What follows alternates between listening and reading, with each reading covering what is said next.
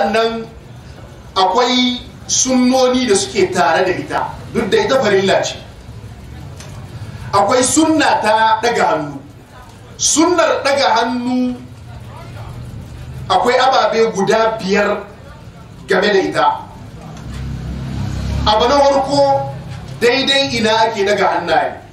Hadisai sun tabbata daga Annabi sallallahu alaihi wasallama cewa wajen daga hannu a lokacin da mutum zaka yi kabbara, kana iya ka daga hannu daidai kunnuwanka, saitin kunnuwanka guda 2.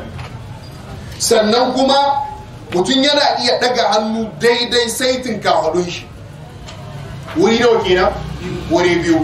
Duk wanda ba 2 din nan ban kai kuskure. Ba daga daidai kirji haka, ko daidai ciki, ko daidai kai haka. An fahimta? Sannan 'yan yatsunka za ka miƙe su ne, ba za ka dunkule ba za ka bashe ba, wayan da mame za ka miƙe 'yan yatsunka daidai kunnuwanka ko daidai kafadarka. Wannan abin da ya shahi ne daidai ina ake kai hannaye. Da haka wannan ana so ka rinka caccanzawa, tun da duka annabi ya yi. Wani lokaci ka daga daidai kunnuwa, wani lokaci ka daga daidai kafadunka.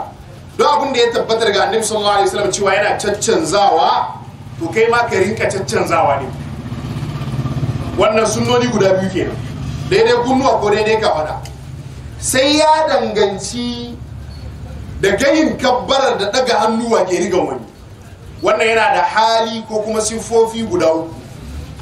Kana iya da kabbarar da daga hannu ka yi su tare, ka ce Allahu akbar daidai kunnuwa, ko Allahu akbar daidai kafada, da daga hannun da gayin kabbarar tare Allahu akbar.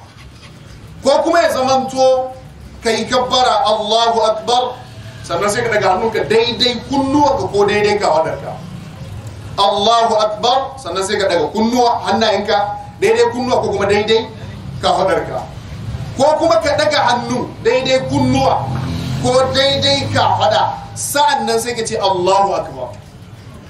In ka hada banda gayin kabbarar, sunnoni guda 5 ke.